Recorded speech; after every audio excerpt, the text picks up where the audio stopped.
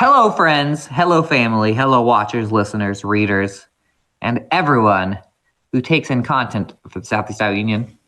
It is time once again for Southeast Iowa Union's Prep Sports Plus with Andy Kretzinger, with Hunter Muller, with Peter Camp on the ones and twos. And Hunter, it's finally winter. Yes, it is. It is officially we had winter. Some snow. We had some snow. My 3-year-old ran in the day it snowed. She ran in and jumped on my bed and was like, Dad, it's Christmas! It's Christmas! And I had to explain that just because it's snowing doesn't mean it's Christmas. Not quite. But this time of year, I get in my soup habits, where I just I'm eating some chili for lunch.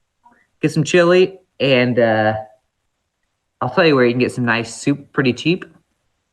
Fairway food stores. Oh, yeah. Fairway food stores. You can get all that warm stuff. They probably have their hot chocolate out right now, too. Really good. I bumped the heater up a couple yesterday, last night, and I'm ready for warm season.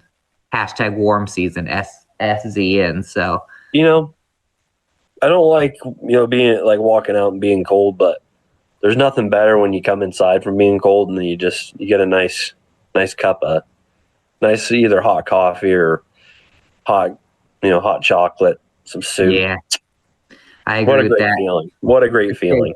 It's a great feeling. And your house is warm. Yeah, house is warm. Well, we get that feeling a little bit with our athletic events because yes, we do. Winter, they're inside events, of course. So you go into that basketball game or that wrestling meet. Last night we were at some wrestling. We basically saw all of our wrestling.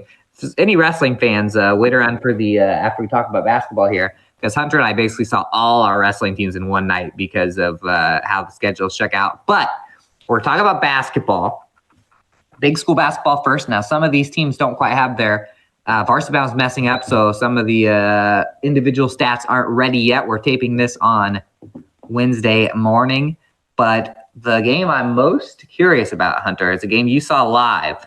Yes, I did. Not last night, but 2 nights ago. Three nights if you're watching this on Thursday, because you watched the Mount Pleasant Panther girls hosting Notre Dame in a game that started out very, very low scoring, and then something wacky happened in the second half. So I want you to explain what happened with the Panthers on Monday night. Yep.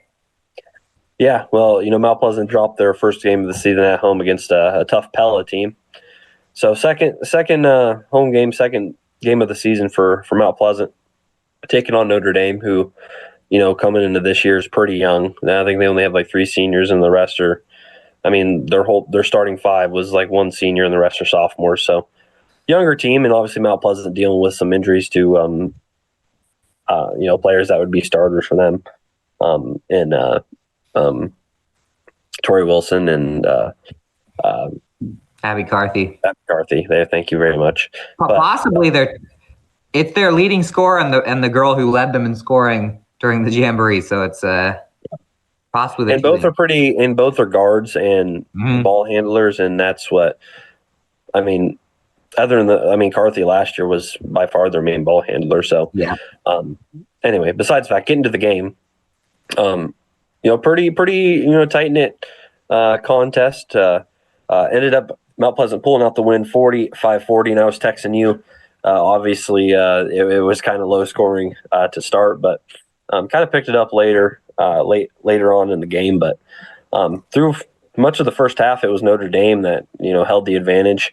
Through the first 16 minutes, Mount Pleasant had just one lead, and that was a 1-point lead at 6-5, so pretty early on there. But Mount Pleasant hung around. Notre Dame's lead was never more than 6 through that span. And then at the end of the first, Mount Pleasant was down 10-8, and it was just a 2-point deficit there, thanks to Addison Clark, who's on the team this year. Kind of a big post player for them. I guess adds some more height for Mount Pleasant there. So something they I guess they really haven't had is a lot of post players, more guard play, but now they've got Clark who adds to that area there. But Clark found Peyton Ensminger for a 2 with just 1.2 seconds left on the clock in that first half to make it a 2-point game there. But Notre Dame to start the second quarter notches back-to-back baskets to make it a 6-point game. That would be their largest lead of the night. Maya Starr drills a 3, sparking a 6-0 run from Mount Pleasant to tie it at 14-14. This is when the game starts picking up a little bit. But Notre Dame kind of still hung in there, ended on a 5-2 run themselves to make it 19-16 at the break. And then in the second half of this game was kind of the Kinley White show, if you will. Obviously, she's kind of become the Panthers' main guard. And obviously last season, probably I would say their best on-ball defender. Really good at picking away balls and getting steals the other way, and that's kind of what we saw in the second half. Early on to start, White scored the first 6 points of the third quarter to give the Panthers a 22-19 lead, but they still couldn't quite pull away. Through the final 4 minutes of that frame, the Panthers and Nikes tied 3 times. 2's from Alexis Fuller and Abigail Shelengowski. Knotted the game at 31-31, hit in the fourth, and then right in the first 2 minutes of the fourth, Notre Dame took a lead once more on a free throw, but then it was all Mount Pleasant from then on out. In fact, it was pretty much Clark and White. Those two scored all the Panthers' points in the fourth quarter. White scored 10 of her final 18 points in that fourth quarter, and then obviously the other 4 scored by Clark there. So Mount Pleasant led by as much as 9, 43-34 in the fourth quarter. Notre Dame did put on the press late, which is where I would say that you see the miss at, like, what Mount Pleasant's missing in Carthy and Wilson there. And they put on the press. A lot of turnovers. Obviously, you sent me the message that you saw they had 32 turnovers. Yeah, they won. 32 turnovers and a win is not a usual thing. But the Notre Dame press did create a lot of turnovers.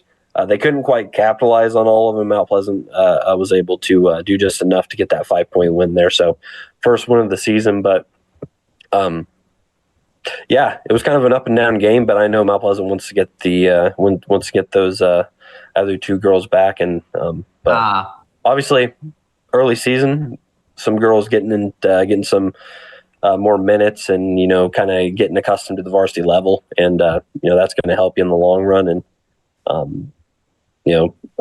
head coach Kurt Watson talked a little bit about just girls kind of finding their identity with the team, and just getting that kind of getting, like I said, accustomed to the varsity level, and kind of girls having to step up. So I think we kind of saw that tonight, and kind of a big second half, as I mentioned, for Kinley White, scoring 18 points to lead the way all in the second half. And nice win for Mount Pleasant. Nice to get your first victory. They're sitting at 1-1 now, and obviously end of this week we'll be at some games, and Mount Pleasant will take on Burlington in their first Southeast Conference games of the season.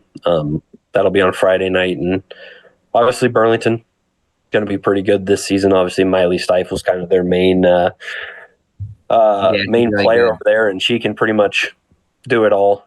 So that's going to be another tough one for them. But looking forward to see what the Panthers can do this season. That's been one of those in the SEC. I feel like Mount Pleasant and Burlington girls, especially last year, I think they played a couple of really tight battles against each other. Ever since Stifle's come on for Burlington in that class, they've kind of taken a jump there. We'll go school by school because that'll be easiest, because this is not Monday night, but on Tuesday night the Mount Pleasant boys started season play. This is a team that we had probably the littlest idea about coming in, because they were almost brand new, besides a couple of kids. Sounds like they had a pretty decent showing up there at Cedar Rapids-Washington. Not a win, but what'd you learn about that one? Yeah, I mean, Mount Pleasant obviously hosted Cedar Rapids-Washington. They've kind of always been playing them for like the past couple of years, first game of the season. But as you mentioned, a lot of new faces stepping up. Obviously, they lost a lot last year, and some kids didn't come back from last year's team. That would help a lot in that regard. But do what you got to do, and Mount Pleasant, they're doing what they have to do, and they looked pretty good. for kind of a new group coming together on the varsity level, obviously. Ended up falling in this one on the road, 59-55. Did all they could. Mount Pleasant trailed by just 3 after one quarter, 16-13, and then 6 at the half, 34-28. Pretty great shooting night from outside from Mount Pleasant, which is, always good to see when you have those falling. But they hit 10 threes, 10 from beyond the arc there. And kind of the difference in the game in this one was the foul shooting in the fourth quarter. They ended up, through the first 3 quarters, they went 7 for 9 from the foul line. And then the foul line struggles kind of hit in the fourth quarter. They ended up hitting 4 of 11. And, obviously they lose by 4 points there. That's kind of tough. Looking at, that's, stat obviously when we're at the game. So I'm sure there's more that went into it, maybe, they didn't, make as many shots. But still, I know as a coach and, just as a player, the foul line, is a place where you get easy points. And obviously if they hit, 9 of 11, they win the ball game. I'm looking at it just from that standpoint, but some new names stepping up to the forefront in the scoring column. Ian Reed, who kind of just got a little bit of playing time last year on the varsity level, 19 points in the night, hit 4 for 7, went 4 for 7 from 3. Noah Lang, who's been in the varsity lineup for the past 2 years, big body, big tall kid. He's going to be kind of really important for them because they've had more people that are, they've had other players that are taller the past couple of years, and he's kind of like the only one that's pretty much like above 6'5" that's going to be hanging down low. He shoots 62.5% from the field, ended with a double-double, 14 points, 10 rebounds. He's going to be big in the rebounding side of the ball for them this season. But Ryan Helling, 8 points, and Aiden Humble, 6, and Brody Clark, 5. And as I mentioned with the girls, going to be back in action on Friday, taking on Burlington in their first Southeast Conference game of the season. So that one should be a good one as well. The Mount Pleasant boys playing Burlington on Friday. That might be the battle of the 2 newest teams in the conference because the Burlington had a bunch of seniors last year. So that's probably the ideal team for both of them to play against each other instead of playing a team that's, has a squad that played a full varsity season together, basically with a lot of the other SEC teams. So, those are at Mount Pleasant. I think everyone's at home. I'll talk more about that when we get through these other schools, but I'm going to jump into the Washington Demons, who were at Albia, Iowa last night for a battle, Demons versus Blue Demons. Orange versus blue on the Demon Showdown. Both of these games started out well for Washington, and they both ended poorly. It was the night of the terrible second quarter. So we will talk about the girls first here. The Washington girls were up 12-9 after a quarter in Albia last night. They end up getting beaten in the second quarter 21-4. So they went from a 3-point lead to a 30-16 deficit. At halftime, they clawed back into it. It was 30-24 at the end of 3 quarters. But Albia had too much in the fourth. So 48-33 loss for the Demons. And that's a tough one because they were coming off a very exciting win. Last week, they played Muscatine at home. Went into overtime, had, I think, 3 players foul out. So you had to get the girls off the bench coming up big. And Emma Horak had a late layup in that one, and they had beaten Muscatine 55-52. So a strong start in game 1 for Albia with the win against Muscatine. Then last night, it just seems like that second quarter, 21-4 is it's a unfamiliar territory for them from last year to be letting up that many points. So Demon girls fall, and then the Demon boys were up 16-11 after one quarter. And what happens? Second quarter comes around, 24-8 Albia. So then they went from a 5-point lead after the first quarter to an 11-point deficit, 35-24. And then in that one, Albia just kept pouring it on in that. They outscored Washington 18-11 in the third quarter, and then they outscored Washington 29-14 in the fourth quarter. So that the Washington girls seemed like they kind of got punched in the mouth and then started to climb back a little bit. And the Washington boys, once they lost that lead, Albia was able to build on that a little bit. So I know that Albia should be pretty strong in hoops this year. It's kind of hard with these non-conference games to figure out, how bad of a loss it was or how good of a win it was, because you have no idea about the other teams. But yeah, I think we have a couple of just leading scores here. For the girls, Adeline Long had 13 points to lead Washington. I think she was their third leading scorer against Muscatine, which was surprising because she was their leading scorer so many games last year. Oakley Saboski put up 8. And for the boys, Nick Stone, 12, Logan McDowell, 11.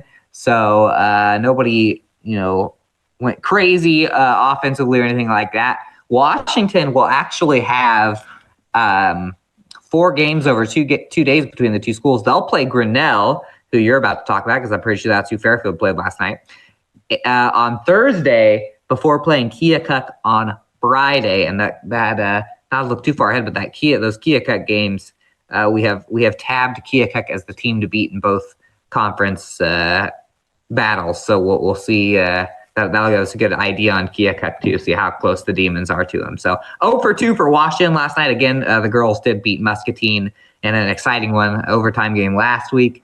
So a little good, little bad up north. Yeah, and for Washington, I mean, it's kind of, it's the early season, and as you said, we don't know how those, Albia. I saw Albia girls and boys. Actually, I think I saw Albia against Washington on the girls' side at least last year, and I saw Albia play Fairfield last year as well. But yeah, I think both those teams. But I think this is the flip. So I think the Albia played at Washington doubleheader. Yeah, Albia did, and they were good games last year, and both those teams are pretty solid, good athletes there. And the boys team in particular was pretty young last year and had a lot of good talent. So it doesn't surprise me that Albia is pretty good, and I know the Albia girls were returning some good talent as well too. So Washington just gotta figure it out. We know Washington can what Washington can do. So a lot of season left. I'm really excited to see how the Southeast Conference slate goes for them. Yeah, a little bad news for Cardinal Comets because Albie's in the SCC. That's a conference opponent for Cardinal, so it looks like that'll be one of the tougher teams in the SCC. So in the SEC, we got one more team to talk about, Fairfield. Fairfield and Washington are doing a little trade-off because the Albie and Grinnell, they're just trading back and forth this week. Because Fairfield was at Grinnell last night. Fairfield played Oskaloosa. Grinnell and Oskaloosa, those two teams. They're really close to each other. Fairfield was at Oskaloosa last night, not Grinnell. Whatever.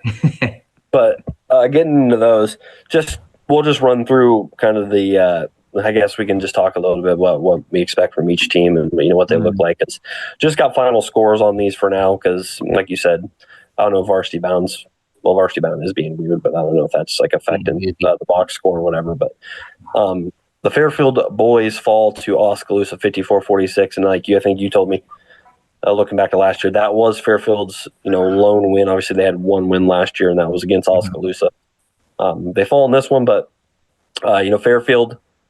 I'm excited for Fairfield because they bring back some key pieces from last year, and we saw them play some Southeast Conference opponents pretty close.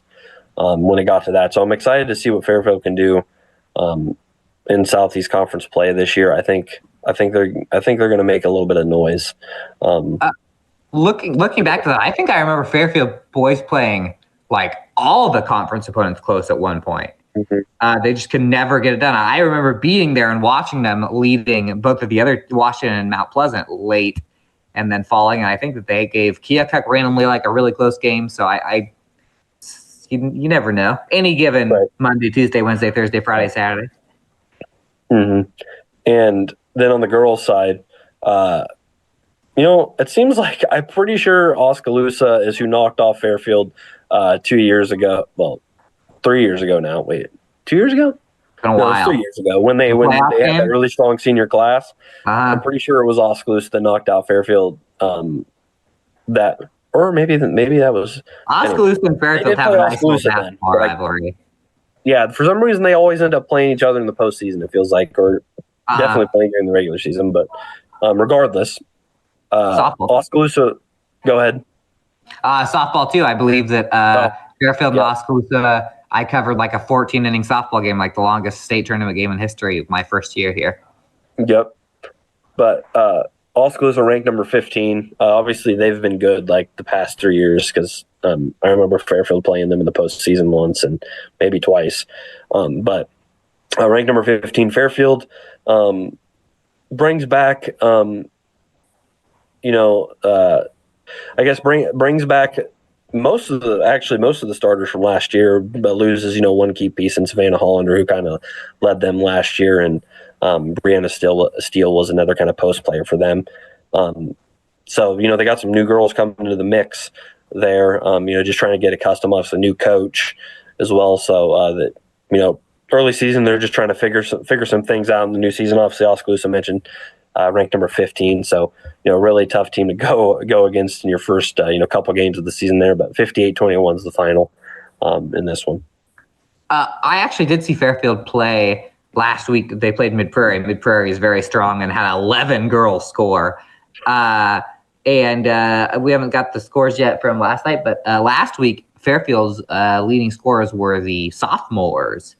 So maybe some youth there. That's we'll see. Fairfield also got a little unlucky with that. Those are not two teams when you have young, a younger team that you like to play right off the bat. Mid Prairie is going to be really good this year and really depthy, and then Oskaloosa is obviously pretty darn good. So we'll see. Fairfield plays, I guess, by process of elimination.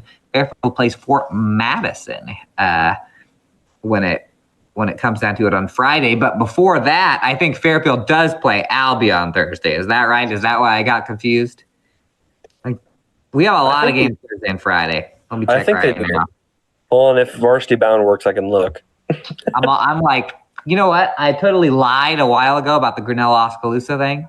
And so, but I'm going to go ahead and stake my reputation on the team that's coming into Fairfield Thursday night is Albia. Yes. Confirmed. I just saw it on a thing. So they play Albia at home and then Fort Madison at home, both teams. So 4 games at home between our 3 big schools. They're all playing at home on Friday, I believe. And then 2 of them are playing at home on Thursday. Those are all doubleheaders. So we get a lot of basketball under our belts. But obviously you see from the other scores that Albia is pretty tough. So we'll see if they can pull some strings. We're going to pull some strings. Try and get some scores past Varsity Bounds. Andy Hunter blockers. We're going to talk a little small school basketball. We did have a full small school basketball day last night. We also have wrestling and bowling to come, so stick with us. We're going to go to commercial break.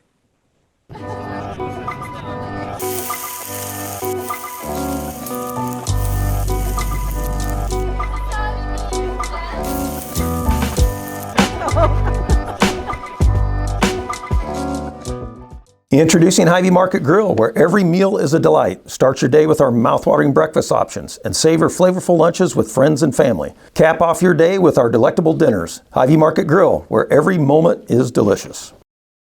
The Connie and Amanda team is dedicated to giving back to our community by actively engaging with our clients, businesses, and the public. When it comes to helping you find your next home, investment, or commercial space, the Connie and Amanda team is here for you. Washington County Hospital and Clinics, providing quality health care that puts you first. Whether during a hospital stay, seeing a primary care provider for wellness exams or sick visits, minor surgery to a total joint replacement, or recovering from an injury, we're here when you need us.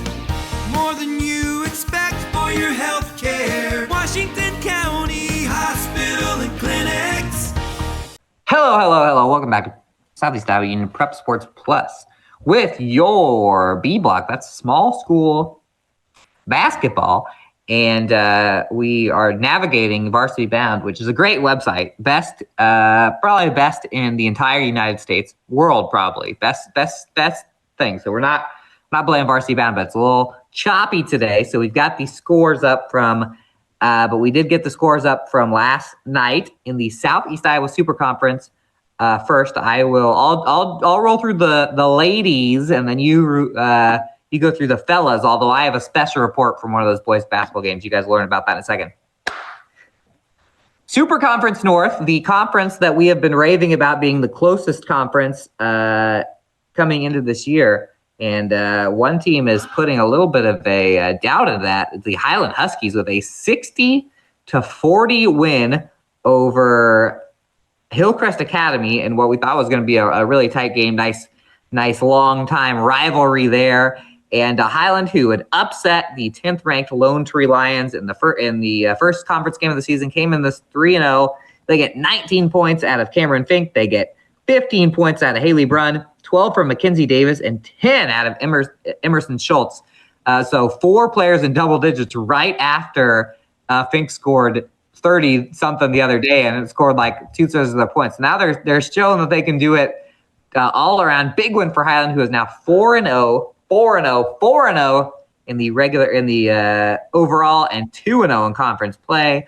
Right there at the top of the conference with your Columbus Wildcats, who knock off number 10 Lone Tree by the final score of 44-37 last night. So Columbus and Highland are starting to peek out. I've actually got some scores from the Columbus girls from Mr. Coach Casey Keltner last night. And they're pretty balanced too. Lily Coyle with 14 for them. Ariana Vergara and Isabel Rondon, 9 points each. Franny Sosa, 6. Araceli Garza, 6.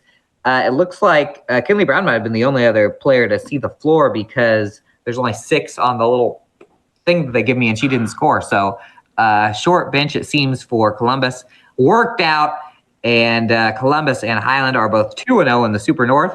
Winfield Mount Union had a chance to do that last night, but couldn't get it done. Louisa Muscatine, 43. Winfield Mount Union, 36. The Wolves, I have scores from that. Man, the Super Conference North girls basketball coaches are very good at getting their stuff emailed to us because every single time I look at a score, I'm like, I got more information on that. Winfield actually led this one at half, 20-13. 17-4 third quarter was a disaster for the Wolves. But despite that, Madison Kellogg with 16 points. Kinley Buffington, 11 points, 11 rebounds, 4 blocks. Kelly Milks with 7-point, 4-rebound day. Sutton Schlee and Josie Nelson each had 1 point. Nelson also had 7 rebounds, 3 assists, and 3 steals. So a tough loss for the WMU girls over there at Louisa Muscatine. They're 1-1. Waco in the North did not play. And the Pekin Panthers beat Wapello 49-42. And I'm not sure if I'm going to get the line score on Pekin. I'm going to click it, and then I'm going to let it load while I look at the Super North. Super Conference North Division, New London had a tough one at West Burlington. They fall 56-20.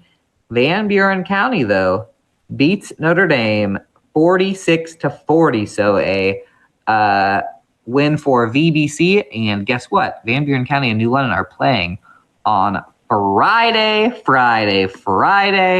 Those are your Super North scores. Let me jump really quick into the River Valley South here for Mid Prairie, where the Mid Prairie Golden Hawks beat Benton 59-29. That was tabbed as, they got to go play Benton. That might be a team that can play with them. Nada. Mid Prairie has now won both games this season by over 30 points. Looking very strong. Why don't we jump over here to the South Central Conference, which hosts the Cardinal Comets, who played not a game last night. But guess what? They did play Van Buren County on Monday night. And then we can go back to Van Buren County. Van Buren County and Cardinal, the old rivalry, the Warriors and the Comets. And Van Buren County wins 55-51. Are they the cardiac kids of the beginning of the season, Hunter? Van Buren County, 2 close games to start the year. And we have one more conference to peek in. That's the South Iowa Cedar League West for the Keota Eagles. Didn't play last night. Didn't play on Monday. So there you go.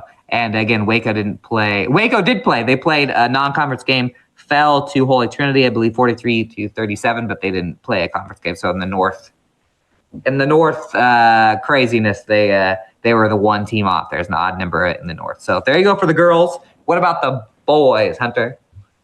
Yeah, let me get it up. Well, let me get the correct tab here. All right, we're going to kick it off with some Mid-Prairie. How's that sound? I like it. Mid-Prairie, as you said, with the girls taking on Benton, the boys get it done against Benton, 63-43. Talked a little bit about Mid-Prairie this year. We said they should be pretty good. Returned a lot. They got a lot of talent over there. You saw them kind of on the up-and-coming last year. Yeah, you did. Beat Washington in Washington. So I think I expect Mid-Prairie to have a pretty solid season this go-around. I like it. I'm gonna get a second house, put it in Wellman, because we'll be there at least 3 times this year, just for the Mid-Prairie playing against other teams that we cover, because all 3 of our big schools are up there, and then obviously some of their conference games. So good work, Gold Knox. Yeah, and then working our way over here to the Southeast Iowa Super Conference South.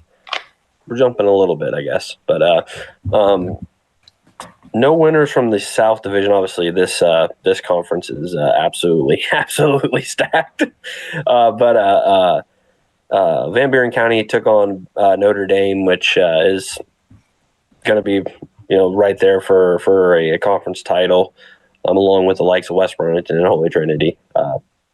Minneapolis is pretty good too, actually. So it's like every one of our teams that we don't cover in the South are super high up. Yeah, they're like there's a bunch of ranked teams in the South that Van Buren County and Millen has to keep playing against. Yeah, but Van Buren County falls to Notre Dame 71-38, and then New London takes on West Burlington, obviously state tournament team last year. They fall 97-42. So those 2 teams, tough tasks there to start the season. Jumping down here into the North Division. Hillcrest Academy defeats Highlands 78-39. The North Division is going to be, I think, a really fun one this year to watch it all play out. Agreed. Columbus falls to Lone Tree 72-46. And then Pekin downs Wapello 72-42. Watch out for Pekin. I mean, they pretty much bring majority of their team back.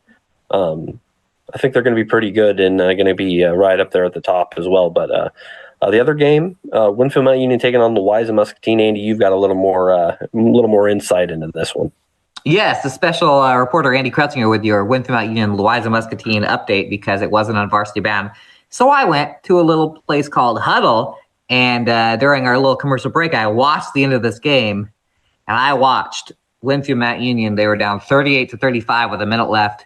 Jake Edwards of the Edwards family launches a long 3, ties it up 38-38.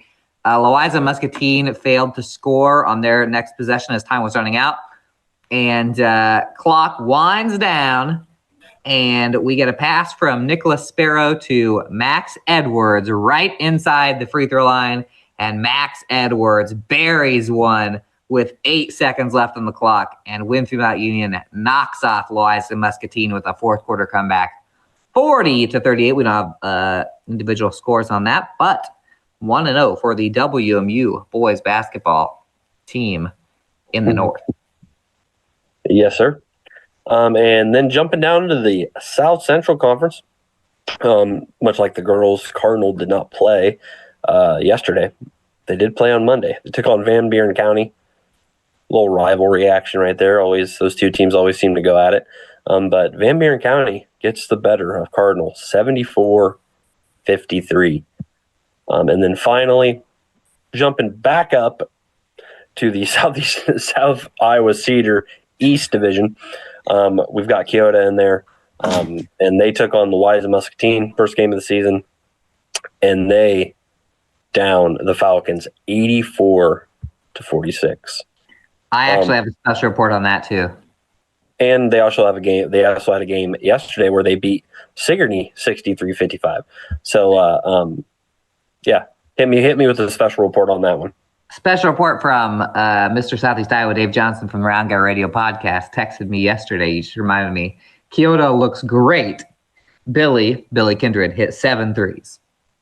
And when I watched Kyoto for the first time, I know I watched them lose in the first game. I watched the first game they lost all season in the game to go to state.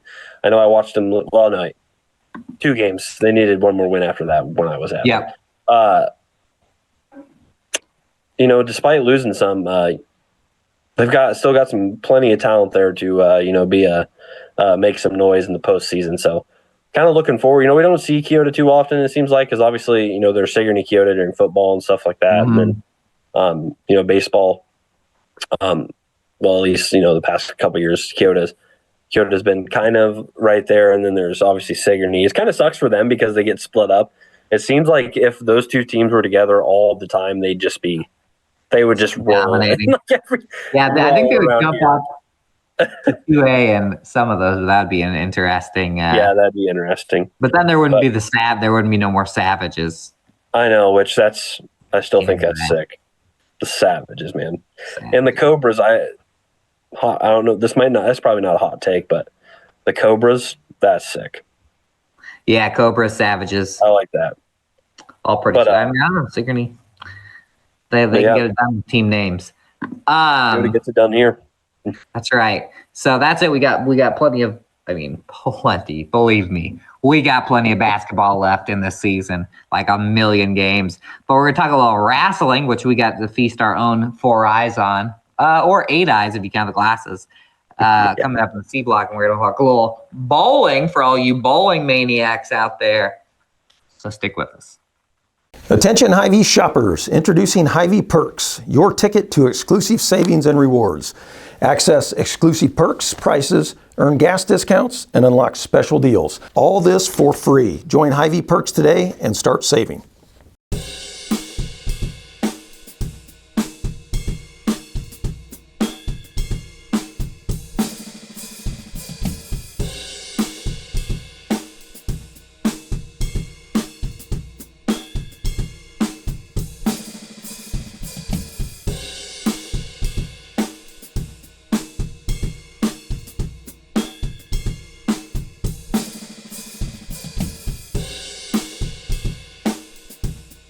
At Seafirst Credit Union, we're all about making connections, like how we connect you to that dream vacation with a savings account designed to help get you on the flight there. Connect with Seafirst today and see why together is better. Celebrate the season at the Mount Pleasant Festival of Lights. With over 180 dazzling light displays, it's the perfect holiday tradition for families, friends, and loved ones. Experience the magic from the comfort of your car, and on select nights, bring the kids to meet Santa himself. Don't miss this enchanting event that brings holiday spirit to life. For directions, dates, times, and ticket info, head to oldthreshers.com. The Mount Pleasant Festival of Lights, where holiday magic comes to life. In the heart of rural Iowa, where community matters most, the connections we make are made to last. Meet KCTC, your hometown internet, phone, and TV provider. At KCTC, we're not just about technology, we're about people. Our dedicated team are your neighbors, committed to bringing you top-tier services right where you live.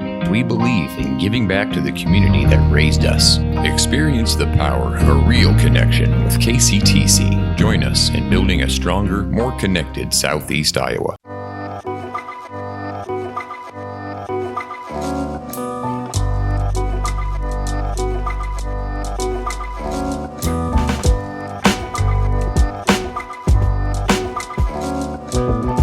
We are back, Southeast Iowa Union, Prep Sports Plus, powered by Fairway, powered by all of the boys, girls, men, and women that advertise on this show. And we're talking about a little wrestling right now, and Hunter and I saw a lot of wrestling last night. I was at a school with four of our teams. Hunter was at a school with 2 of our teams, but technically 3 of our schools. I'm going to start. We had the Washington County yearly quadrangular annual kickoff spectacular special battle royal rumble smackdown of the year between Waco, Washington, Mid Prairie, and Highland last night. Now notice this is the Washington. They have a trophy. There's a 4-team trophy between these two schools, or these 4 schools, presented by Henry County Hospitals that they Henry County Health Center that they revealed. Goes to the Washington Demons. Note, Waco is not technically in Washington County. I say Henry County. This is the Washington County 4-way battle. It's actually I was thinking that it's a special opportunity for Waco, because if they could scoop this one up, then they could go get all the Henry County schools to do one as well. And they have the potential to be the champion of 2 counties, but not anymore, because the Washington Demons win the quadrangular on the boys' side. The Demons beat Highland 56-24. Excuse me. Mid Prairie 59-24, and in the battle that would decide the champion of Washington County, the Washington Demons and the Waco Warriors ended up tied at 42-42, but because of the tiebreaker most pins, Washington wins 43-42, and the Demons are your Washington County champions. They got a trophy. It was pretty cool. It kind of looked like a college football rivalry trophy, except with a wrestler on it. Looked awesome. And then there was also a good amount of girls matches between some Waco, some Washington, some Mid Prairie. I am just going to read you off some of the girls that won. Washington's Allison Reed picks up 2 wins last night, couple of pins. We had a couple of wins from Washington's Peggy Miller. She had a couple of pins. Washington's Raya Wellington gets a win, 2 wins. So 3 Washington girls with 2 wins. This is just the Demons, I'm realizing. And then let's see if any other Washington girls. Nora Stoutner for Washington got a win.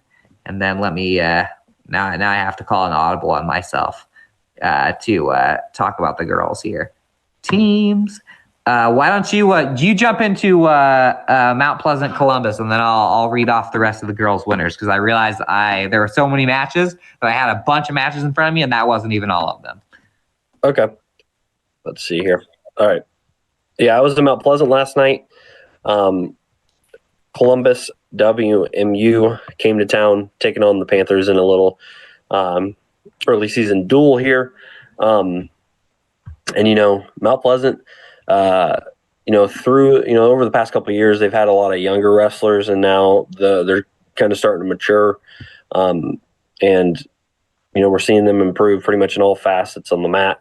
Columbus WMU has had some great wrestlers, pretty much every year. Obviously, Russell Coyle, state runner-up last year, and they return quite a bit of talent. That'll be looking to get to Wells Fargo, soon to be Casey's Center or whatever they're going to call it. Center. But Columbus WMU does win the duel on the night. Pretty close. A couple matches go the Wildcats' way. Ended up being 43-33 in favor of the Wildcats. Just who got wins for them, I'll just read through real quick. Dakota Aney at 113, Jacob Nelson 120, Tayson Samuel 132, Alex Venzor at 138, Riley Cowberg 165, Trevor Phillips at 190, and Ida how do you say his last name? Zapienza at 285. Sorry, I had that watching and I say it wrong. Some of them are tough. I hate when I mess up names too. And then Mount Pleasant. Columbus had eight total wins. Mount Pleasant ended with 6. Their winners were Levi Evans at 106, Lane Beckler at 126, Asa Rose at 144, Ramsey Davis at 150, Tucker French 157, and William Birdsell at 215. And for Mount Pleasant, obviously Ramsey Davis was the closest Panther last year. They came the closest to the state tournament. I believe he got third in. I think he was one match away. Whatever. I remember. I think he got third in district, so you got to get top 2, right? Yep. Is it 1A and 2A that you have to win, or is it 3 in their class, or is it 3 in their class? I never remember. Did they switch it so it's 2A across the board, or it's 2 across the board? Let me think, because there's only 3 classes in wrestling. So we have because one of them you get more leeway. You can finish like third or second, but one of them you have to win. Like you have to be the district champion. Small schools, 1A you have to win them. There's probably more districts, and 2A you definitely it's two. First and then 3A is 2 as well. Yes, you are correct. Okay. Yeah, so those were the winners from each school. Obviously, I think this year's Southeast Conference wrestling, I think it's going to be even tighter than it was last year. I think it's going to be pretty good. I agree. I don't know really who to expect to do what. Fort Madison I haven't seen them wrestle. We'll find that out soon enough to see if they're going to be good enough to. Hey, fun fact: Fort Madison wrestling, Nick Cherry is their head coach, who is Mark Cherry, former coach of New London's coach, and I believe he's their assistant too. Helping, I don't know if he's just helping out or if he's their assistant, but yes. So New London wrestlers. Former New London wrestler and Nick Cherry and his dad, who was New London's coach, down there in Fort Madison, is kind of fun. Yeah, I'm going to be real with you. I have a special report on that too because Mark texted me and he said something about it. But Mark sends me a lot of memes, probably 15 to 20 a week. And so there's no way I can find that text. Because it's just buried in no way I can find that text. Otherwise, I'd be able to say what happened. But that's very cool for the Cherry family. My good buddy Avery Jacobs is helping him too, I think. So nice. We'll see. Might see him too. We'll see him when they show up. Oh, I've got some more double winners from the girls. Just read some girls I'm seeing here twice. For Waco, Lisa Graber gets a couple of wins. Riley Rice gets a couple of wins. We got a couple wins from Caton Coakley over there for Waco. And then let me click on Mid Prairie. Highlands there too. They have 2 girls on the roster. It's kind of a weird thing because Washington and Highland were together in girls last year. So real quick here, Mid Prairie had a couple of Austin Sexton with a couple of wins for Mid Prairie. Gabby Gingrich with a couple of wins for Mid Prairie. Maya Banalos with a couple of wins for Mid Prairie. I think those are only double winners. It's kind of a hodgepodge of results because it was just chaos. And there was one other thing that I wanted to get into. Oh, Fairfield Wrestling. They're at a quad, Davis County tomorrow for us. But if you're watching this when it comes out on Thursday, that's technically today. And the last thing we have to talk about on this show, I had a big blunder where I just X'd out the bowling results, but I got them back. Washington and Fairfield in a Southeast Conference girls bowling showdown for the ages, and boys bowling showdown for the ages. The Fairfield Trojans 1-0 in conference play in boys. They won 26-54 to 21-03. And girls, they won 18-52 to 213. Washington does not have enough girls to actually score, so Washington girls are going to have like a lot of scores like that. For the boys, couple over 400s for the Trojans.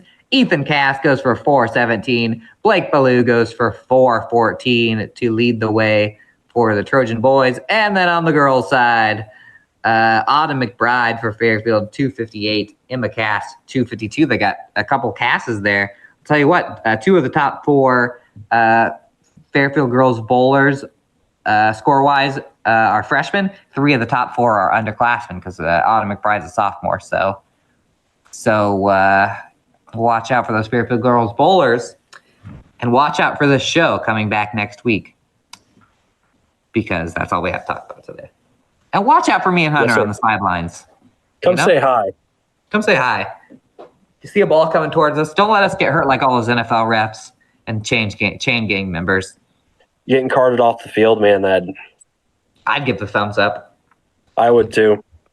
Someone said the other day on a podcast I was listening to how funny it would be if somebody got hurt and then they gave the thumbs down. That's it. That's all we got. You don't have to leave, but you can't stay here on your computer. You actually can, but this is going to push that rewind button and watch us again. Technically, we're always here. That's true. The internet, we're always here. See you next week. Peace.